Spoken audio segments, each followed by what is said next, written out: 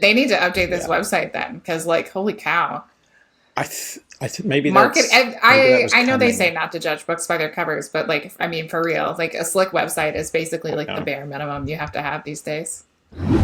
Obviously, everybody's doing exactly the same thing for the most part because all the APIs are exactly the same. Yeah. It's just how they present the data and how they manipulate it. Yeah. So when I started on this journey, right, when I was back at Inside Track, and I was starting to learn kind of what SaaS administration looked like, and when I got involved in Better Cloud, I met you.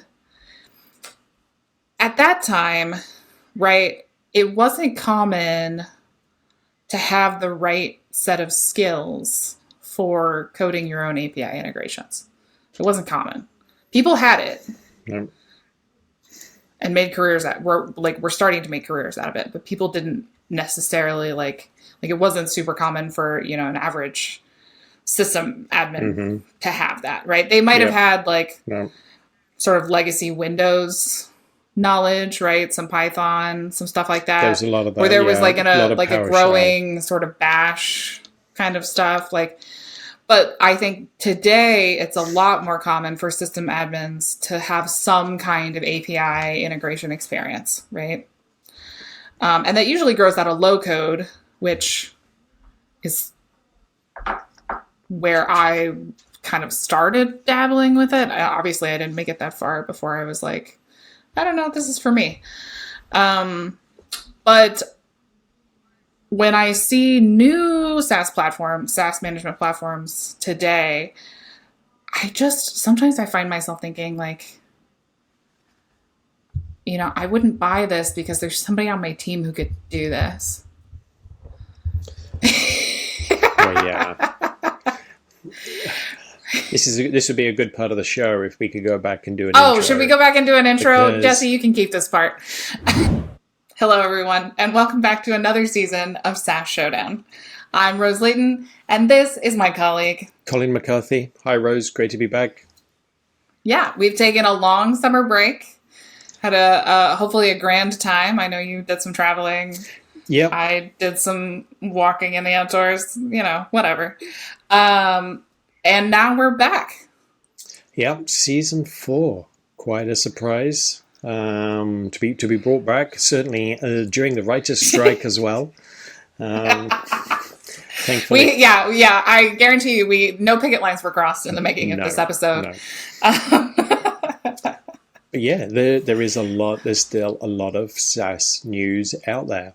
It is either my LinkedIn news feed is skewed, which it probably is because of algorithms and companies that I follow, but there seems to be a lot more content about SaaS management, a lot more companies out there. I think and a lot of differentiation. Yes. Yeah, there's a lot of yes and no. there's a lot of there are companies doing new stuff. I had a new term this summer, SSPM, SaaS Security Posture Management. Right. Which is, and I think we discussed having an episode on this. So we'll cover that in an episode down the line. But yeah, I mean, I agree. It seems like every time I meet with you, we're talking about some new application or some new SaaS manager that's trying to peek their head out through the weeds. And I mean, I think the thing is before COVID, in 2016 to 2019, I think there was sort of a small explosion of SaaS management apps that were sort of coming up. Yep. And I think the landscape now has changed quite drastically. Some of the players that were pretty well known in that space back then are not so well known now, or they've been acquired and integrated into other systems. So I haven't heard the name Intello for quite a while after they were acquired by SailPoint. Yeah, that's the one. I was like, CrowdStrike? No, that's not right. And then also you have, identity providers like Okta going into the SaaS management space by by virtue of the foundations that they've already built. Yeah. They released workflows. I think it was last September. September of 22, I think they released their workflows, certainly for Google Workspace. We were utilizing them. About a year and a bit ago. And obviously they'll just carry on being more rich and full-featured. That, for a lot of large corporations, is an easy avenue into SaaS management because, virtually all of those companies have Okta as the default identity provider or MFA provider. But yeah, I've spoken to a number of these emerging companies over the summer. And I've spoken to a few. Yeah. One of the exciting things about this summer has been the restart of the IT professional dinner. Oh, yay. I don't know what it's like in your metropolitan area, but certainly here so far I haven't had anybody coercing me for dinner, but I will say when I lived on the West Coast, I did frequently receive invites to go down. If I was ever in San Francisco, right, I needed to come and I have gone and had lunch with a couple of people before. Yes, yeah. So there's, with people getting more, I guess, inclined, willing to socialize. People, these SaaS companies, I've been doing these IT networking events. I went to two of them, and it was really good. And there was an eagerness in the attendees, the other IT professionals, to talk to other IT professionals, and sort of share knowledge and find out how stuff was done, how people were tackling certain challenges that they were having. It was really interesting, but yeah, a lot of that is being driven by these new upcoming SaaS management companies. And it'll be. Well, and I think that's how we met, right? We met literally in a community that was dedicated to a particular SaaS management platform. Yeah, and so we saw how people's tech stacks were overlapping and how they even migrated together over time, right? Because that is one of the functions that a SaaS management platform serves, is by choosing what they integrate with, it subtly encourages us to move to that stack. Yes, yeah. There has been a lot of evolution, I think, and it will carry on going,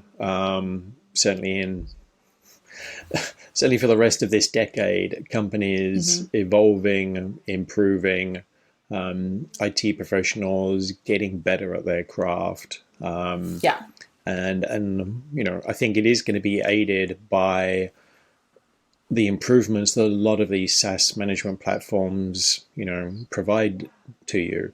It's that single pane of glass that we're utopia that we'll try and get to, but we're never going to get there. It is a utopia, yeah. It will be an additional fewer panes of glass that you have to look at to get visibility into your user accounts, obviously your licensing. Shadow IT is a big thing. I have been interested to. So some of the historically some of the older players never did this. So the older players in the market, people can do their research and know who they are. If you're listening, you probably know who the established players are. A lot of these newer companies are doing Chrome extensions or a desktop agent to do more detailed analysis and reporting on SaaS usage.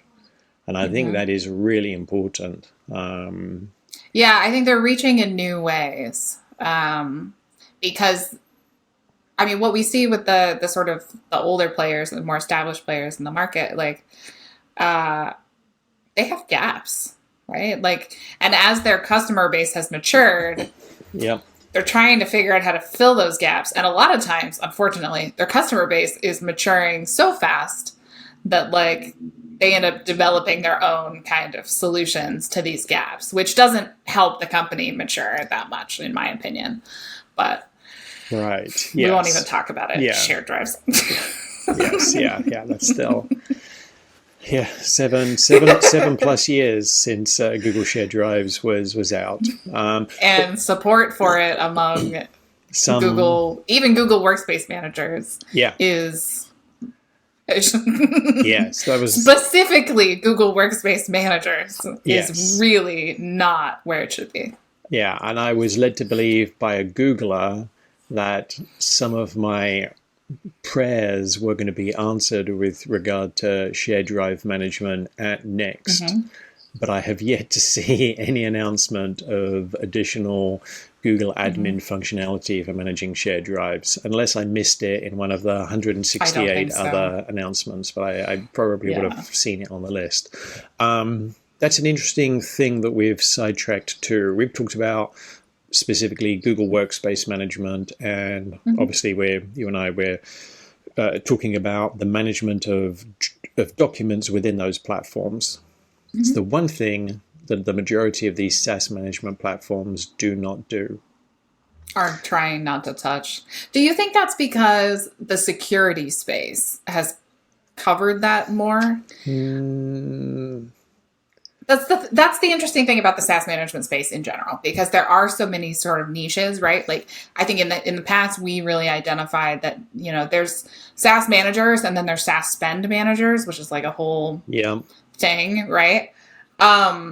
And then I think separately there's also these like SaaS security managers, and there's several of those, like, you know, like your Netscopes and your other kind of like CASBs in the space. And I think the problem is they all have some sort of overlapping functionality. Yes, I wanted to try and create a diagram to try and plot like, what they all do. It would be a pretty complex like Venn diagram to show like what the overlapping functionality is between these different groups. But I think the thing is like, I mean, from a monetary perspective, like I'm just trying to be realistic. Like, am I going to have a spend manager, a SaaS management platform, and a security platform? Probably not. Probably not, because it's a lot of fucking money. It is a lot of money. It's a some duplication, and people, your finance department leadership will just say, can't afford all of it. You know, we'll accept this risk, or you know, XYZ. You know, you have half of what you want. It's amazing how we managed to survive in that sort of Wild West period, where we just kind of accepted that there wasn't an easier way to manage these things. When you eliminated your on-premise infrastructure, ostensibly saving some amount of money, right? Or your data centers saving some amount of money there. Then we moved into this sort of interim period where it was, it was very Wild West. Like the APIs are not consistent. The access is not consistent. The role controls and the admin controls are not consistent. And we just kind of accept that like, this is the way things are and we deal with it. And then as that space has matured and we get into this place where like, now there are products out there that can help us do these things. We've gotten used to not spending the money, you know? Yes. Yeah. It is when you are doing things manually on your own, whether you're just using your admin panel for that platform, whether it's Google Workspace, or you're using GAM to try and automate things, or you're using, you know, one of the, I'll say more cost effective, affordable, or even free, depending on the Google partner that you go with, Google Workspace Manager. I'm thinking of the CloudM, Patronum, gPanel. They were really the first SaaS. They were the first management program, but it was only for one SaaS program, obviously, Google Workspace. Even Better Cloud was originally just for Google Workspace. Yeah. Their old Flash Panel, as it was called back in the day. The original. G.Better Cloud, and then they were the original company that expanded into multi-SaaS, and were the first true one. But yeah, it is, and I know we've spoken about budgets before, and advocating for some of the budget allocation to get these tools, but it does become problematic, I think, knowing which one to pick, and justifying the cost, because some of the communications or conversations I've been involved in with some of the leaders of some of these companies is a lot of it is some of the functionality is very similar because they're all using standardized APIs, and a lot of times it comes down to cost. And these companies that are very similar will just try and undercut a competitor to gain that market share, which often happens in the startup SaaS world, I think. There's funny scenes I remember in Silicon Valley, where people were arguing and, just trying to undercut each other each time. And you do end up, I even know some of these companies initially, if you get involved in the earlier stage, they're not even interested in actual signed invoices and POs. They just want a customer base, right, and a user base. And some of the newer players, I think, are incredibly niche, but when it comes to justifying them, I think it's always going to depend on like who we are, who we have on our team, and what our priorities are. Because like, for example, like there's a new, I guess I want to call it dashboarding, but it is SaaS. It is a SaaS management. It's more like a SaaS monitoring kind of situation, right? Like the idea is that, for every user, you want to be able to pull them up and see everything about them, right? Like all the apps that they have access to, what are their rights and privileges within those apps, and like, right? That sounds awesome to be able to do that. Now, on the one hand, I have worked with people who in the past at other jobs, they had developed that themselves. They had learned front-end development in order to develop that themselves for their IT teams. And then on the other side, I know that I've worked on teams that like we would have never had that capacity. And so ultimately the ability to do that would have just never gotten done. Right? Yeah. Even if in theory, right, if it saves you 5 minutes a ticket, and then that saves you 3,000 minutes a month, right? And over time that saves you blah, blah, blah, right? Like eventually it evens out and the ROI, like you break even. On that side, like they would be more likely to pay someone for that as long as the price is reasonable enough that they feel like, they're gaining as much as they're paying for. Yes. Yeah. It's that whole build versus buy argument. That people have depending on the size of the organization. How long is it? Have we ever talked about build versus buy? I know we have at some point. I mean, I know you and I have talked about build versus buy. Have we done an episode on build versus buy? This is where we need to ask Bard or chat GTP to analyze our previous episodes and tell us if we've ever talked about build versus buy. Yes, but I mean, and I think my philosophy on build versus buy hasn't really changed, and that is. Are you pro or? I'm pro buy. Okay. And this is why. I think that for the average company, it is only useful to build things that are directly relevant to your product. You're talking about a company's internal product that they might want yes. to. They might so want to automate. For example, when I worked at Stripe, they make financial systems, right? Payment processors, a variety of other financial systems. And in that environment, I would have said, well, if it's not related to these financial systems that we sell, or the infrastructure required for these financial systems, we should not build it. That was my perspective. Right. Yes. And that's true, I think, like in a marketing company, why would you build something that's not directly related to marketing? Yes. Because you're going to have to manage it. Yes. You're going to have to maintain it. Yep. There's a ton of especially large companies out there that have these little pet projects that get built and they're maintained by the person who built them. And then eventually that person leaves or gets promoted or changes jobs or whatever. And then that pet project doesn't have a place to go. Yes. And that's so true on so many IT teams, right? Like I have pet projects that I know are languishing somewhere. Yep. It happens. Yeah, it absolutely does happen. Yeah. I've seen it even where I previously worked, due to a limitation of a very well-known SaaS management platform. It couldn't do timed workflows.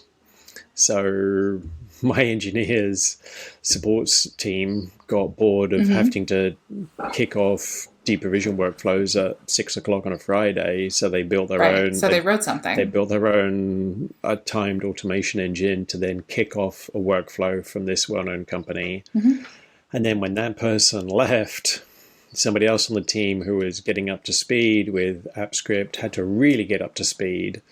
Like, how long does it take somebody to onboard to a pet project?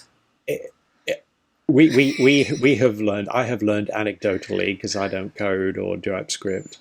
I have learned anecdotally. It all depends on how many of the quantity and the quality of the comments in the code. So the other person, the original person, was creating it for themselves. Didn't really have they're any... not going to comment because they don't need to. So they wrote it. So the person who took it over had to discover everything, write all the comments, document it, and then it meant that it was going to be perfect and carry on working if regardless of who was maintaining it in the future. But it's going back to what I was saying earlier, how like the skill set of our engineers and our system administrators has evolved. Yep. That skill set doesn't mean that we're developers, right? Like a lot of developers these days, especially like ones coming out of boot camps and programs and things like that, like they have had specific training in how to write nice code, like code that is pretty to read, right? And a lot of us have just like, like we're learning to write AppScript so that we can do this funny little thing that somebody asked for, right? We're not necessarily at the same level, right? Or we don't have the same skill set that says like, oh, you should actually write this code so another human being could read it and take it on after you, right? Right. Because you and I know I have been very reliant on GUI-based tools, always have. Never used GAM, always had access to gPanel from Primevo to manage my Google Workspace tenant. So I had no need to use... I was pretty quick at GAM, but because... but like if you ask me to like from scratch write a data transformation script, I don't fucking think so. Right. But you didn't have access to a command line, a GUI tool to do it, so you had to learn how to do it in the command line. Yeah. So, and I think yes, there is a lot of additional knowledge out there that people have to write this stuff themselves. From what I've heard, because again, I'm not a coder, the documentation on the APIs has got a lot better. So it's a lot easier for people to understand how to put this stuff together if they're that way inclined. But there is still this huge market of buy, and that's why in this Google Doc that we've been putting together, we have 22, I think, separate SaaS management, SaaS spend companies. That's not even like... And that's not feels like it's not even a drop in the bucket. No, because if I was to look on Trust Radius, which I think everybody trusts, don't they? Within a radius, Trust Radius has 37 SaaS spend management products in its database, and it has an amazing 58 SaaS management products in its database. Whether they are all correct, correctly assigned within a database, I don't know. I haven't looked through it, but going through the first page, a lot of companies that I recognize, some of those big names. So it is huge. I think SaaS management is going to be, I think it's going to go through an evolution in 2024. I think that soon. Yeah, I think it's time, and also things move very quickly. Yeah, that's fair. I think we're going to have how do I phrase this? We're going to have a rebranding, a re-identifying, a clarification of what SaaS management actually is and where it fits in our IT stack. Because it is, with the automations that it has and the workflows, I think it's a very important cog. It's like a gear in your, car that connects, the steering wheel to the engine to the drive shaft. It allows your identity to communicate or pass information through and work with or do actions on your collaboration stack. And then it's also, again, on your device management, MDM, whether you're Intune, Jamf, Kanji, Hexnode, any of the others.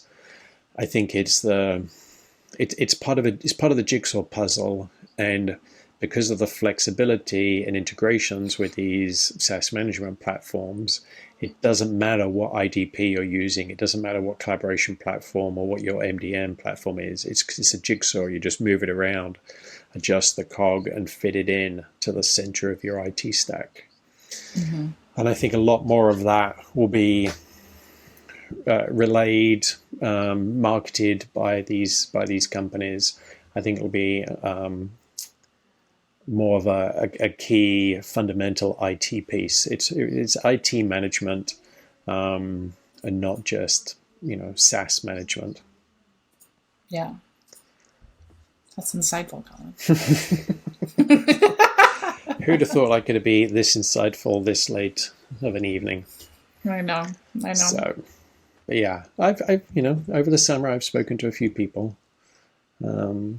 Try to have some good discussions, and I've thoroughly loved our last 20 minutes talking about SaaS management. Where do you think it's going to go? Wait. I had a question to ask you, because you didn't really technically answer the question.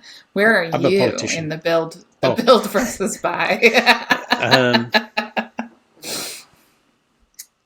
Where am I in the build versus buy? Yeah. Like, do you have a particular strategy or a particular guiding line that helps you make that decision? I previously worked for a very large company that did want to build, because they had a team of developers assigned to automation for collaboration, and they wanted to build. And I was hesitant of that because, the lead developer was amazing. But I knew, there is always that risk of, when they leave, when something breaks, when they go on vacation, when APIs get changed without any notification, how does that all get managed? Who checks the API, release notes to see what's going to change?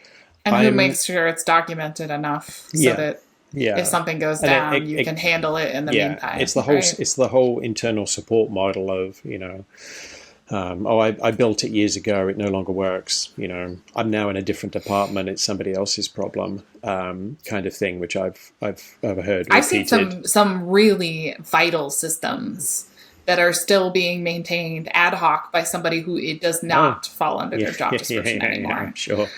I'm sure. There was a French airline a few years ago that was still using its traffic control system was ran on Windows 3.11.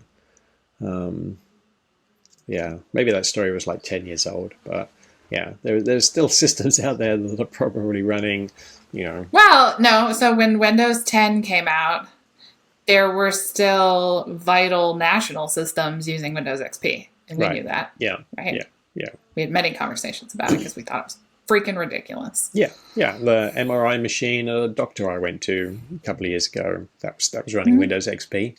And I was that's like 4 major versions before. Well, we're at Windows 11 now, right? Yeah. So. Yeah. But am I build or buy? 5 major versions. I think I'm buy because it's better to buy a product that has, 50, 100, 300 engineers behind it, a whole product roadmap team, whole customer success, rather than a whole security team.